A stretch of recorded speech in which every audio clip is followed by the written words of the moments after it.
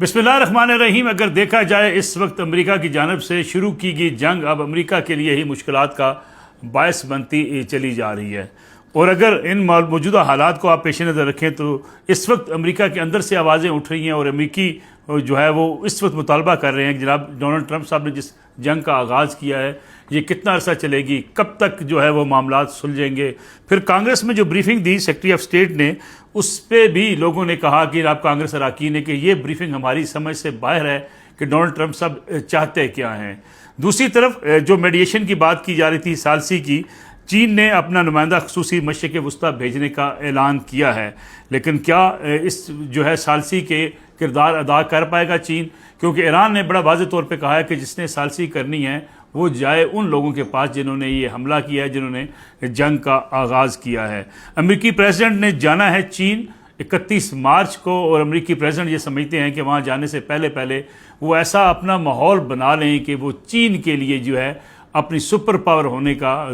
तासुर जो है वह चीन के सामने रख सकें। इसलिए उन्होंने वेनेजुएला के अंदर जो हुकूमत तब्दील की थी उसका मकसद भी ये था कि उन्होंने वहाँ से सारे जो इस वक्त तेल के ज़खायर हैं उन पर कब्ज़ा करके जो तेल जो वहाँ से $40-45 का जो फ़ी बैरल निकलना था उसको दुनिया के सामने $85 और $90 में बेचेंगे। और फिर ईरान के हवाले से उनकी सोच थी कि ईरान के ऊपर भी वो रजीम चेंज कर लेंगे, लेकिन ईरान के अंदर तमाम लीडरशिप की इशातों के बावजूद ना रजीम चेंज की जा सकी और ना ही जो है इस वक्त ईरान के हवाले से अमेरिका जो है जंग फौरी ख़त्म करता हुआ दिखाई देता है। पहले ये कहा गया था ये सिर्फ 4 हफ्तों की जंग होगी, अब अमेरिका से ये आवाज़ें उठना शुरू हो गई हैं कि ये जंग सितंबर तक जा सकती है। गोया अमेरिका ने मिस कैलकुलेट किया है ईरान के सारे इस माहौल को। और इस वक्त जो अगर देखा जाए तो ईरान की सुप्रीम लीडरशिप जो थी सारी उसको जो है शहीद कर दिया गया। उसके बाद मुज्तबा खामनेई को जो है सुप्रीम लीडर मुकर्रर किया गया है। अब अमेरिका कहता है जी कि हमें उनको सुप्रीम लीडर हम तस्लीम नहीं करते। अब ये कितना एक मुश्किल मरला होगा कि अमेरिका बाहर बैठ के ये बात कहता भी रहे कि वो सुप्रीम लीडर को नहीं मानते, तो फिर अपनी मर्ज़ी की क़यादत वो कैसे ला सकता है ईरान के अंदर। ख़ास तौर पे ईरान के ऊपर जो हमले हुए और जिसके नतीजे में उनकी जो ख़ास तौर पे ये लीडरशिप है, सुप्रीम उनके जो रहनुमा हैं वो जब शहीद हो गए तो उसके बाद से ईरान के अंदर जो इत्तेफाक राय पैदा हुआ और जो इत्तेहाद पैदा हुआ वो भी अमेरिका के लिए एक बड़ा चैलेंज बन चुका है। इस सारी सूरत हाल में जो सबसे ज़्यादा मुश्किल सूरत हाल है वो हिंदुस्तान की है। अब हिंदुस्तान के हालात ऐसे हैं कि पहले जनाब डोनाल्ड ट्रंप ने हिंदुस्तान से कहा जी कि आप रशिया से तेल नहीं ले सकते। रशिया से तेल ना लेने की धमकी देने के बाद अब हिंदुस्तान से कहा जा रहा है कि जनाब आप 1 माह के लिए रशिया से तेल ले लें। गोया ये लग रहा है कि इंडिया की इस वक्त हिंदुस्तान की कोई अपनी ज़ाती राय नहीं है। डोनाल्ड ट्रंप साहब जब चाहते हैं रशिया से तेल लेना उनका बंद करा देते हैं और जब चाहते हैं उनको इजाज़त दे देते हैं कि जनाब ठीक है 1 महीने के लिए आप तेल ले लें। गोया हिंदुस्तान के अंदर से भी अब जो है वो मोदी सरकार के ख़िलाफ़ आवाज़ें उठ रही हैं कि इस हद तक अमेरिकी ग़ुलामी हो चुकी है कि जनाब जब चाहें वो आपका तेल लेना जो है उसकी इजाज़त दे दें और जब चाहें तेल लेने की इजाज़त वो वापस ले लें। इस सूरत हाल में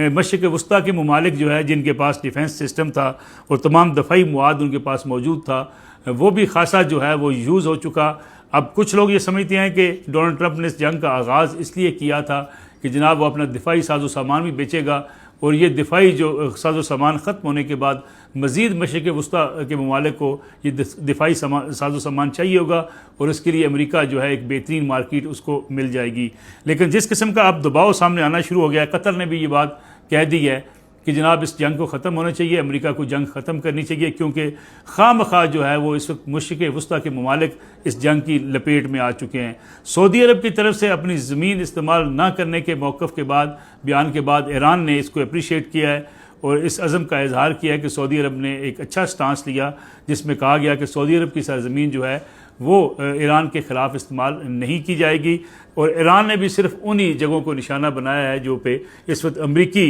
जो है वो अड्डे हो सकते थे, उन्हीं जगहों को टारगेट ईरान करने का दावा कर रहा है। दूसरी तरफ अगर बात की जाए कि महंगाई के तूफ़ान की, ईरान के अंदर तो बज़ाहिर मामलात इस वक्त पुरसकून दिखाई देते हैं। कोई ऐसी सूरत हाल नहीं है कि जहाँ जो है वो खाने पीने की अशिया की किल्लत हो या लोगों को जो है वो किसी और चीज़ों की किल्लत का सामना करना पड़े। लेकिन जो है इस वक्त पूरी दुनिया की अगर मैशत को देखा जाए तो उसे एक झटका ज़रूर लगा। इजरायली मैशत की अगर बात की जाए तो 1 वीक के दौरान उसे $3 अरब का नुकसान पहुंचा है। फिर ईरान भी अपने जवाबी हमले कर रहा है। खलीज फारस में उसने अमरीकी टैंकर को तबाह किया है और मिसाइल के ख़तरों की घंटी बज रही है इस वक्त खलीज के अंदर। और ईरान के तरफ से ये दावा किया गया है कि जनाब हम अपनी खुद मुख्तारी और सलामती पर कोई कम्प्रोमाइज़ नहीं करेंगे और जो अब तक हमने हथियार इस्तेमाल किए हैं इससे ज़्यादा कहीं बेहतर हमारे पास मिसाइल्स मौजूद हैं जिनको इस्तेमाल में लाया जाएगा। और खैबर शिकन मिसाइलों की जो बारिश हुई थी तल अवीव के ऊपर, उसे भी ईरान अपनी बड़ी फतह करार दे रहा है और कह रहा है कि इन